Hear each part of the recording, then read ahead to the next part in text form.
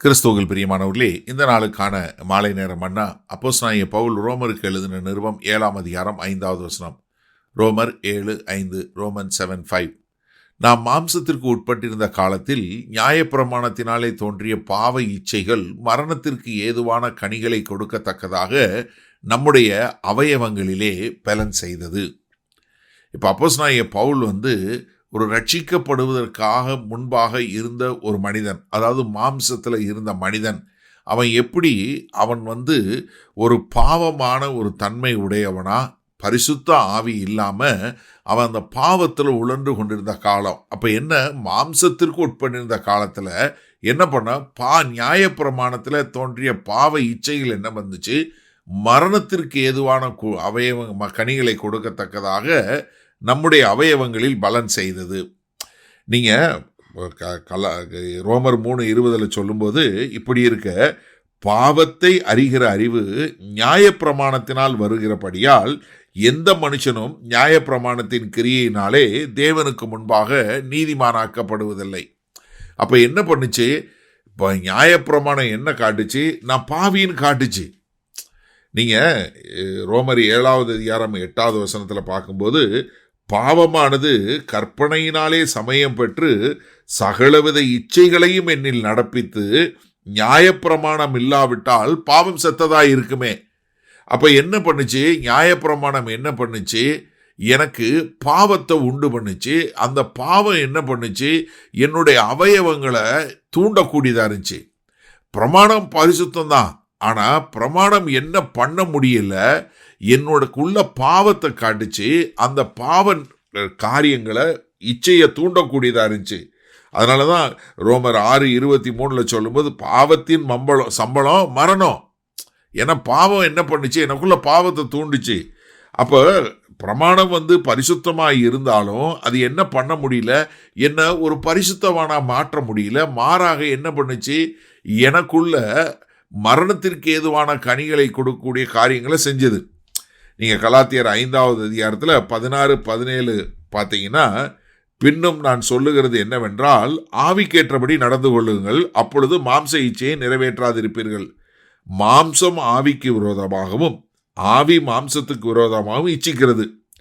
நீங்கள் செய்ய வேண்டும் என்றிருக்கிறவர்களை செய்யாதபடிக்கு இவைகள் ஒன்றுக்கொன்று விரோதமாய் இருக்கிறது. அப்போ என்ன, எனக்குள்ள இந்த ரெண்டும், அந்த அவயவங்கள்லாம் என்ன பண்ணுச்சு, பாவத்தை தூண்டக்கூடியதாக இருந்துச்சு. அப்போ எனக்குள்ள உள்ள இந்த அவயவங்கள் என்ன பண்ணுது, ஒரு இந்த கிரியை எப்படி நான் ஆவியில் நடத்தப்படும் போது ஆவிக்குரிய கனிகளை கொடுக்கக்கூடியவனாக இருக்கிறேன். ஆனால் இந்த மாம்ச இச்சைகளின்படி நடத்தப்படும் போது இந்த மாம்ச இச்சைகள் என்ன பண்ணுச்சு, எனக்கு மரணத்தை கொண்டு கொடுக்கக்கூடியதாக இருந்துச்சு. அப்போ இந்த மாம்சத்தில் நடத்தப்படனுடைய வாழ்க்கை எப்படி இருக்கிறது, ஒரு ரிபல்லியன் என்று சொல்லக்கூடிய எதிர்மறையாக குற்ற உணர்வோடு கர்த்தர்கிட்டருந்து பிரித்து எடுத்து வைக்கப்பட்டவனா, அதே சமயத்தில் மரணத்தில் கொண்டு போய் கொடுக்கக்கூடியதாக இருந்தது. சரி, இதனால் இந்த வசனத்தை நம்ம எப்படி எடுத்துக்கொள்வது, நன்றாக தெரிஞ்சு கொள்ளுங்க. நியாயப்பிரமாணம் பரிசுத்தமானது, அதில் எந்த விதமான சந்தேகமும் கிடையவே கிடையாது. நியாயப்பிரமாணம் என்ன பண்ணாதுன்னா, நியாயப்பிரமாணம் என்னை பரிசுத்தமாக மாற்றாது. நியாயப்பிரமாணம் என்ன பண்ணும், எனக்குள்ள என்ன பிரச்சனைன்னு எடுத்து காட்டும்.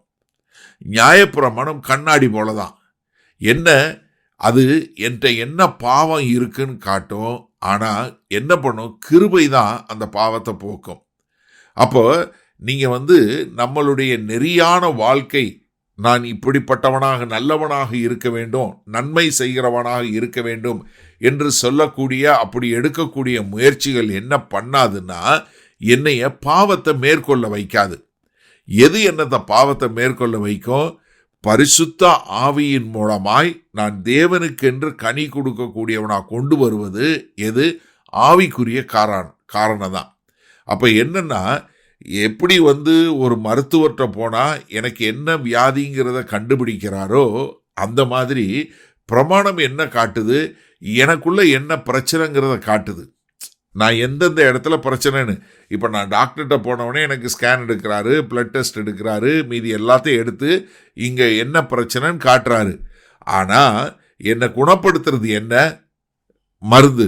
அதே மாதிரி தான் இங்கே பிரமாணத்தில் எனக்கு என்னென்ன பிரச்சனைன்னு காட்டுது, எனக்கு பாவம் இதில் வரக்கூடிய பிரச்சனை என்னன்னு காட்டுது.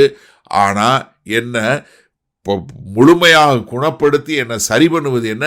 கிருபை. அதனால தான் நம்ம என்ன பண்ணோம்னா, நம்ம இந்த குற்ற உணர்வோடு இருக்கிறத விட்டு கர்த்தராகிய இயேசு கிறிஸ்துவனுடைய கிருபையின் மூலமாய் அவர் கீழ்ப்படிந்து ஒரு புதிய மனிதனாக வாழ கற்றுக்கொள்ளும் போது நம்ம சரியான முறையில் வாழ முடியும். அப்போ நியாயப்பிரமாணம் என்ன பண்ணுது? பாவத்தை கிளப்புது. அது என்ன? அதற்கேற்ற கனிகளை கொடுக்குது. வல்ல பிதாவே, இந்த அருமையான நல்ல நாளுக்காய் நன்றி. ஆமாண்டவரே, நாங்கள் தெளிவாய் விளங்கி கொண்டோம். இந்த நியாயப்பிரமாணம் எங்களுக்கு பாவத்தை காட்டுகிறது. அதற்கு பின்னாக போகும்போது அது அதற்கேற்ற கனியான மரணத்தை கொடுக்கிறது. ஆனால் கிருபை ஒன்று மாத்திரமே எங்களை குணமாக்கும் என்பதை உணர்ந்து கொண்டோம். அதன்படி வாழ எங்களை ஒப்புக் கொடுக்கிறோம். இயேசு கிறிஸ்துவின் மூலம் பிதாவே, ஆமேன். கர்த்தர் உங்களை ஆசீர்வதிப்பாராக. நாம் நாளை காலை தினசரி தியானத்தில் சந்திப்போம். Good night.